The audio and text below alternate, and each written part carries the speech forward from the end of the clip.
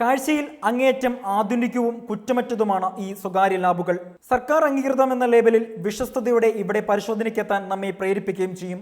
എന്നാൽ ഒരേ രക്തം വിവിധ ലാബുകളിൽ പരിശോധിച്ചാൽ അറിയാം എത്രത്തോളം അശ്രദ്ധയോടും അപകടകരവുമായാണ് ഈ ലാബുകളിൽ നമ്മുടെ ആരോഗ്യ പരിശോധന നടക്കുന്നത് എന്ന്.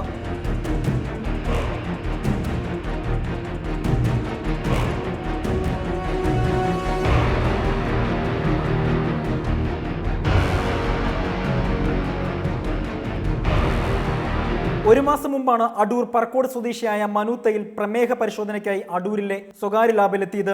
രക്തം പരിശോധിച്ചതിന് ശേഷം 30 മിനിറ്റിനുള്ളിൽ തന്നെ അടൂരിലെ മറ്റ് 4 ലാബുകളിലും പരിശോധനയ്ക്ക് വിധേയനായി. ഫലം വന്നപ്പോൾ മനു അക്ഷരാർത്ഥത്തിൽ ഞെട്ടി. വിവിധ ലാബുകളിൽ ശരീരത്തിലെ ഷുഗറിന്റെ അളവ് വിവിധ കണക്കുകളിലാണ് രേഖപ്പെടുത്തിയിരിക്കുന്നത്. 10 മിനിറ്റിനുള്ളിൽ പരിശോധനാ ഫലത്തിൽ ഇത്രയും അധികം വ്യത്യാസം ഉണ്ടാകാറില്ലെന്ന് ഡോക്ടർമാർ പറയുന്നു. ഈ റിസൾട്ട് കിട്ടിയ ദിവസം തന്നെ വൈകുന്നേരം തന്നെ ഞാൻ പത്തനംതിട്ട ജില്ലാ കളക്ടർക്കും പത്തനംതിട്ട DMOയ്ക്കും നേരിട്ടെത്തി പരാതി നൽകി. ഫെബ്രുവരി മാസം 5-ാം തീയതി നടന്ന ഈ സംഭവത്തിന് ശേഷം 2 മാസക്കാലമായിട്ട് നാളിതുവരെ ഒരു അന്വേഷണവുമായി ബന്ധപ്പെട്ട് എനിക്കൊരു അറിയിപ്പോ തുടർ നടപടി ഉണ്ടായിട്ടുണ്ടോ എന്ന് എനിക്കിതുവരെ വ്യക്തമായ ഒരു കാരണവും ലഭിച്ചിട്ടില്ല. ഫലത്തിലെ വൈരുദ്ധ്യങ്ങൾ കണ്ടതിനെ തുടർന്ന് യുവാവ് സർക്കാർ ആശുപത്രിയിൽ നടത്തിയ പരിശോധനയിൽ പ്രമേഹമില്ലെന്ന് തെളിഞ്ഞു.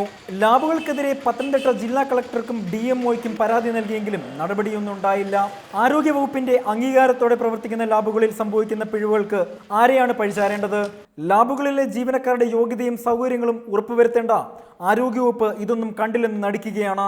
ഓരോ ലാബുകളിലും പരിശോധനാ ഫീസും വ്യത്യസ്തമായിട്ടാണ് ഈടാക്കുന്നത്.